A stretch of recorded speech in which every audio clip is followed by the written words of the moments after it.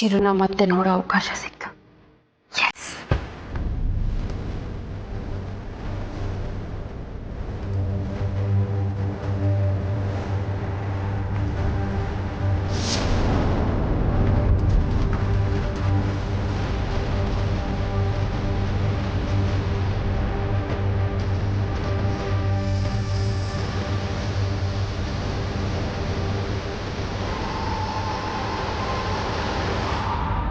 ಎಲ್ಲಿಗೆ ಹೋದ್ಲಿ ಇವಳು?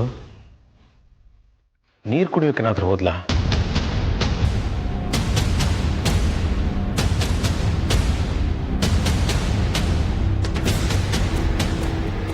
ಇಲ್ಲೂ ಇಲ್ವಲ್ಲ.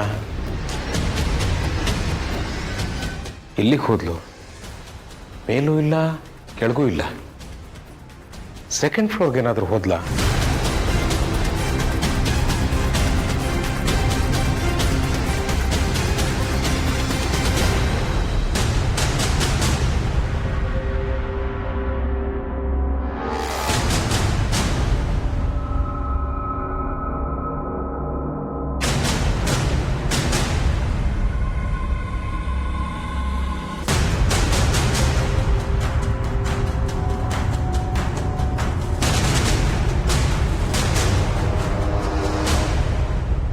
ಇಲ್ಲೂ ಇಲ್ವಲ್ಲ.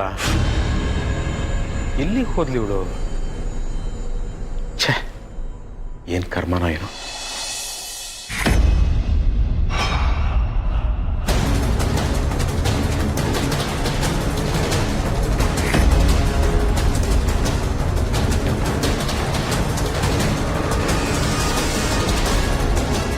ಏನಿದು?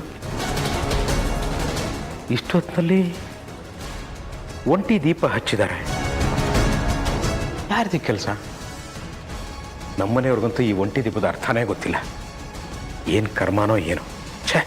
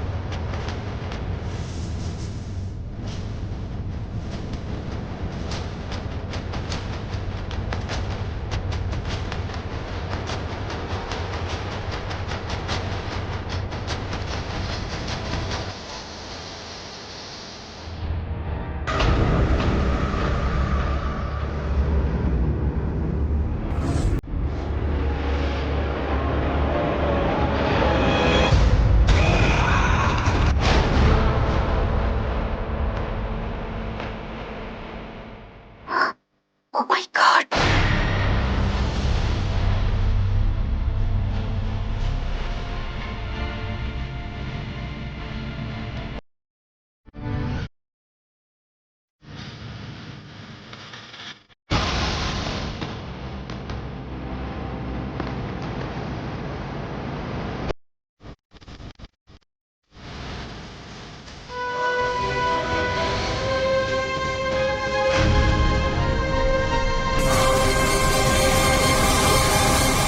ನನ್ನಿಂದ ಅವನ್ನ ನೋಡೋದಕ್ಕಾಗಲ್ಲ. ಅವನ್ನ ನೋಡ್ದೇನೆ ಇಷ್ಟೊಂದು ಭಯ ಹುಟ್ಟಿಸ್ತಾ ಇದ್ದಾನೆ. ನೋಡಿದ್ರೆ ಇನ್ನೇ ಹೇಗೋ.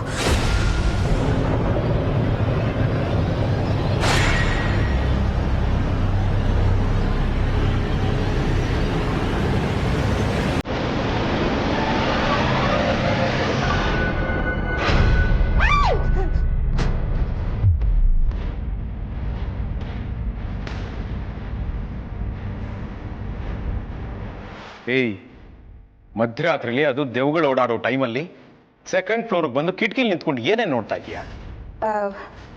ಅದು ಅದು ಏನು ಇಲ್ಲ ರೀ, ಏನು ಇಲ್ಲ. ಇಷ್ಟೊತ್ತಲ್ಲಿ ಕಿಟಕಿಲಿ ನಿಂತ್ಕೊಂಡು ನೋಡೋಂಥದ್ದು ಏನೇ ಕಾಣ್ತಾ ಇದೆ ನಿನಗೆ?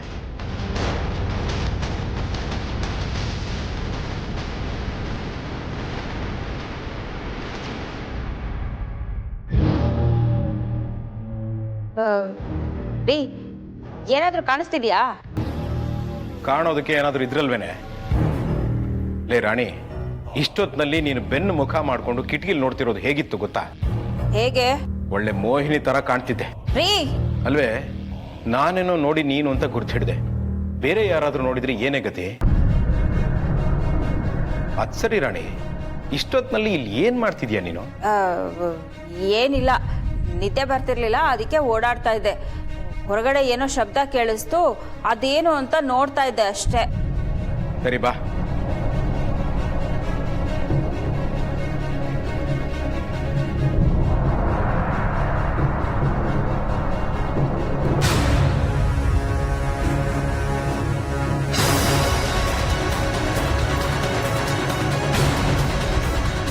ದೀಪ ಇಟ್ಟಿದ್ದು ಇಲ್ಲೇ ಅಲ್ವಾ? ಎಲ್ಲಿ ಹೋಯ್ತು?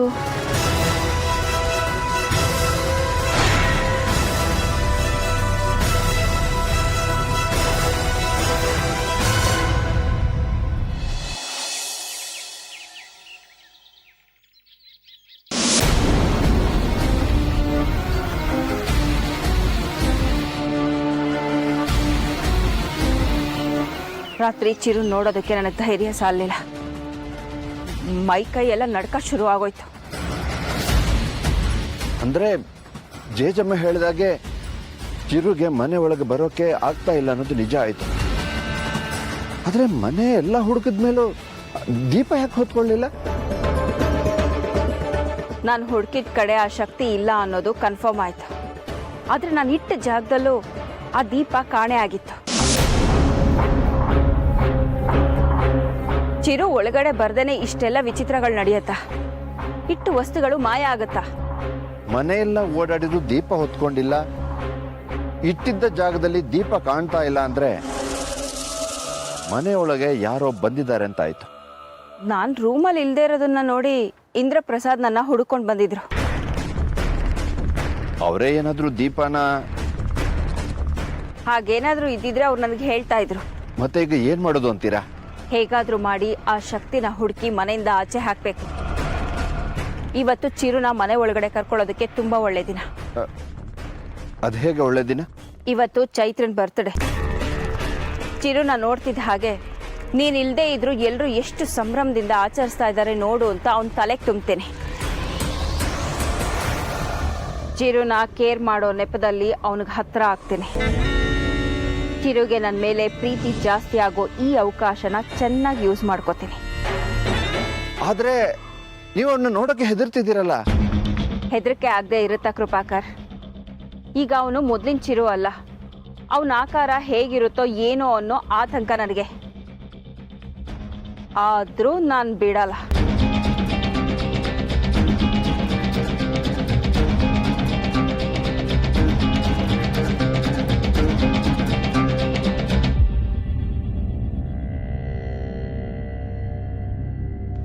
ಚಿರು ವಿಷಯದಲ್ಲಿ ನಾನೇನಾದರೂ ತಪ್ಪು ಮಾಡಿಬಿಟ್ನಾ? ನಿನ್ನೆ ಒಂದಿನ ಹೊರಗಡೆ ಇರು ಅಂತ ಹೇಳಿದ್ದೆ ತಪ್ಪಾಗೋಯ್ತಲ್ಲ. ಚಿರು ತುಂಬ ಹಠವಾದಿ. ಅವನು ಇಲ್ಲೇ ಇರಬೇಕು ಅಂತ ನಿರ್ಧಾರ ಮಾಡ್ಕೊಂಡು ಬಂದಿದ್ದಾನೆ ಅಂದಮೇಲೆ ಇಲ್ಲಿಂದ ಅವನು ಹೊರಗಡೆ ಹೋಗೋದಕ್ಕೆ ಮನ್ಸು ಮಾಡೋದಿಲ್ಲ. ಅವನು ಮನೆಗೆ ಬರದೇ ಇರೋದಕ್ಕೆ ಏನಾದರೂ ಕಾರಣ ಇದೆಯಾ? ಅಮ್ಮ ನನ್ನನ್ನು ಮನೆಯಿಂದ ಹೊರಗಡೆ ಹೋಗು ಅಂದ್ಲು ಅಂತ ಏನಾದರೂ ಬೇಜಾರು ಮಾಡ್ಕೊಂಡಿದ್ದಾನ? ಇಲ್ಲ ಇಲ್ಲ, ಅವನು ನನ್ನನ್ನು ಅರ್ಥ ಮಾಡ್ಕೊಂಡಿರ್ತಾನೆ.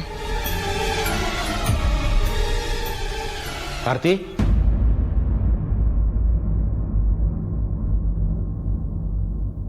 ಮಾವ ಏನಮ್ಮ ಮಾಡ್ತಿದ್ಯಾ ನೀನು? ಅಲ್ಲಮ್ಮ, ಇವತ್ತು ಚೈತ್ರ ಬರ್ತಾರೆ ಅಂತ ಗೊತ್ತಿದ್ದು ಕೂಡ ಕಾಫಿ ಮಾಡ್ಕೊಂಡು ನಿಂತಿದ್ಯಲ್ಲ. ಅವಳನ್ನ ಶಾಪಿಂಗ್ ಕರ್ಕೊಂಡು ಹೋಗ್ಬೇಕು ಅಂತ ನೆನ್ನೆ ಡಿಸೈಡ್ ಆಗಿತ್ತಲ್ವಾ? ಕರ್ಕೊಂಡು ಹೋಗ್ತೀನಿ ಮಾವ, ಎಲ್ರಿಗೂ ತಿಂಡಿ ಮಾಡಿಟ್ಟು ಹೋಗೋಣ ಅಂತ. ಅಮ್ಮ, ನೀನು ಟಿಫನ್ನು ಅದು ಇದು ಅಂತ ಟೈಮ್ ವೇಸ್ಟ್ ಮಾಡಬೇಡಮ್ಮ. ಮಾತಂಗಿ ವೇದ ಭವನಿ ಎಲ್ಲ ಇಲ್ವಾ? ಅವ್ರು ನೋಡ್ಕೋತಾರೆ, ನೀನು ಅದಕ್ಕೆಲ್ಲ ತಲೆ ಕೆಡ್ಸ್ಕೋಬೇಡ. ಅಲ್ಲಮ್ಮ, ಈ ಮನೇಲಿ ನಾವು ಇಷ್ಟೆಲ್ಲ ಜನ ಇದ್ಕೊಂಡು ಅವಳಿಗೆ ಒಬ್ಬಂಟಿ ಅಂತ ಅನಿಸ್ಬಾರ್ದಲ್ವಾ? ಅವಳಿಗೆ ಯಾವ ಡ್ರೆಸ್ ಇಷ್ಟ ಆಗುತ್ತೋ ಅದನ್ನ ಕೊಡ್ಸು. ನೋಡಮ್ಮ, ಈ ಮನೇಲಿ ಅವಳಿಗೆ ಯಾವುದಕ್ಕೂ ಕಮ್ಮಿ ಆಗಬಾರ್ದು. ಅರ್ಥ ಆಯ್ತಾ? ಮೊದಲು ನೀನು ಹೋಗು. ಸರಿ ಮಾವ. ಆರ್ತಿ, ಒಂದು ನಿಮಿಷ. ನೆನ್ನೆ ಮಧ್ಯರಾತ್ರಿಯಲ್ಲಿ ಸೆಕೆಂಡ್ ಫ್ಲೋರ್ನಲ್ಲಿ ದೀಪ ಇಟ್ಟಿದ್ದು ನೀನೇನಮ್ಮ? ಇಲ್ಲ ಮಾವ, ನಾನಲ್ಲ. ನೀನಲ್ವಾ? ಯಾರು? ಸರಿ, ಆ ವಿಷಯ ನಾನು ನೋಡ್ಕೋತೀನಿ, ನೀವು ಹೋಗಮ್ಮ.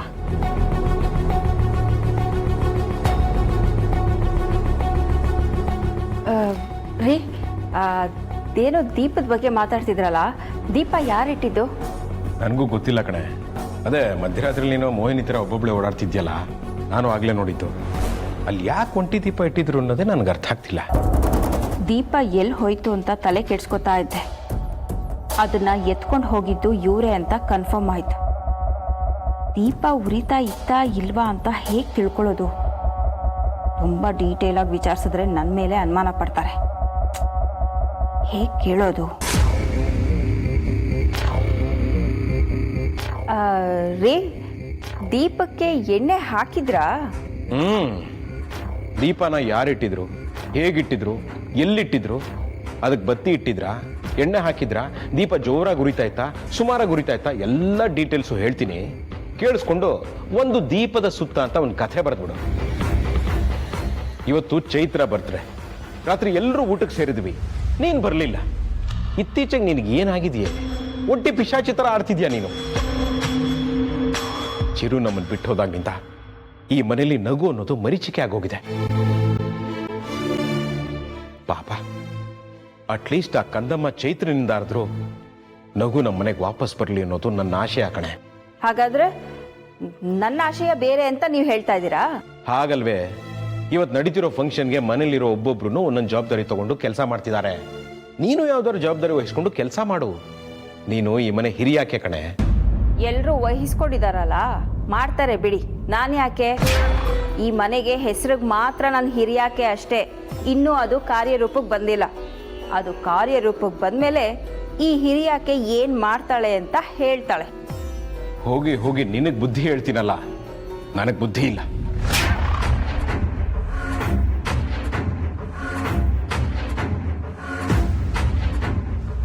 ರಾತ್ರಿ ನಾನು ಇಟ್ಟಿದ್ದ ದೀಪ ಉರಿತಾ ಇದ್ರೆ ಆ ಶಕ್ತಿ ಅಲ್ಲೇ ಇದೆ ಅಂತ ಕನ್ಫರ್ಮ್ ಆಗೋಗುತ್ತೆ. ಉರಿತಾ ಇತ್ತಾ ಇಲ್ವಾ ಅಂತ ಹೇಗೆ ತಿಳ್ಕೊಳ್ಳೋದು?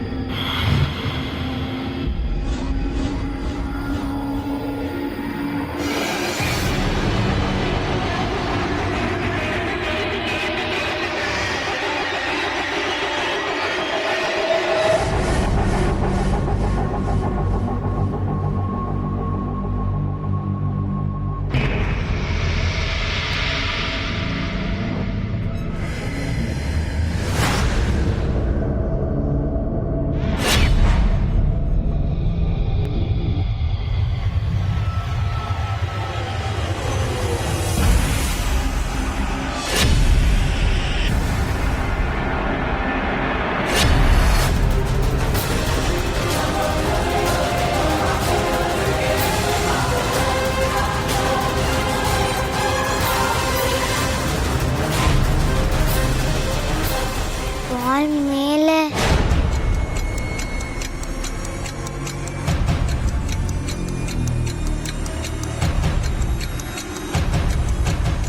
ಬಾಲ್ ಹೇಗ್ ಮೇಲೆ ನಿಂತಿದೆ?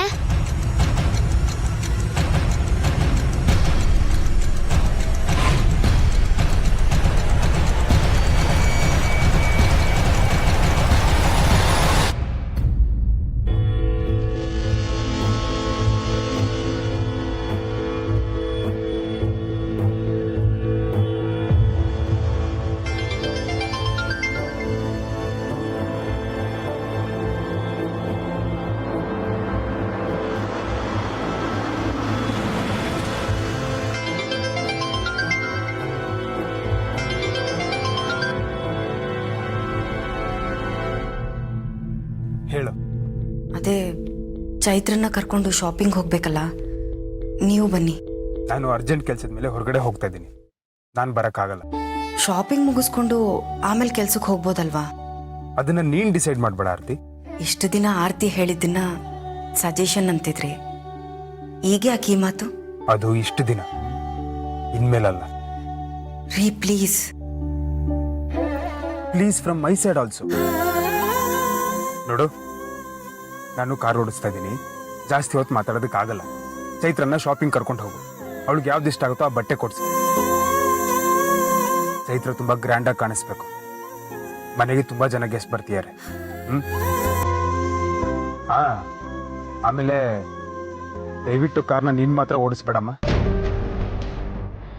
ಅದಕ್ಕೆ ಅಂತಾನೆ ಡ್ರೈವರ್ ಅಂತ ಒಬ್ಬ ಇದ್ದಾನೆ, ಅವನು ಕರ್ಕೊಂಡು ಹೋಗು.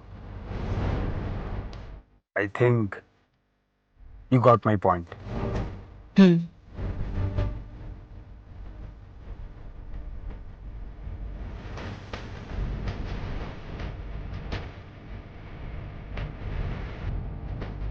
ಚೈತ್ರ ಎಲ್ಲಿ ಹೋದ್ಲು?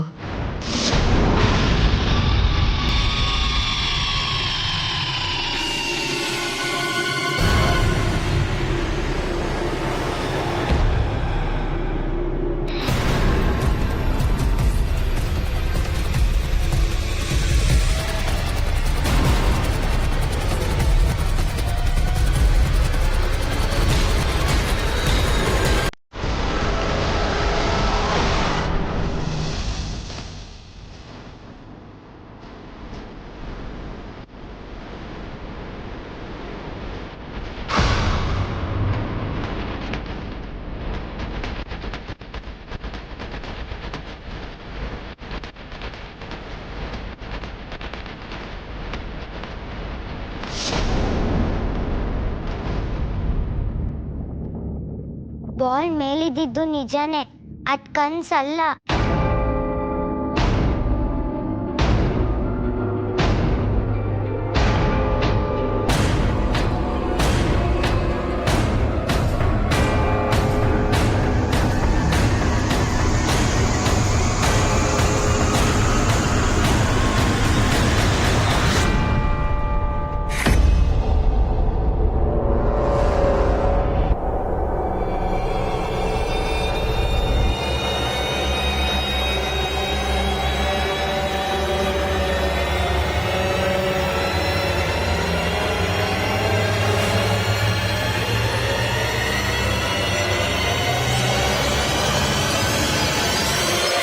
Mummy, mummy,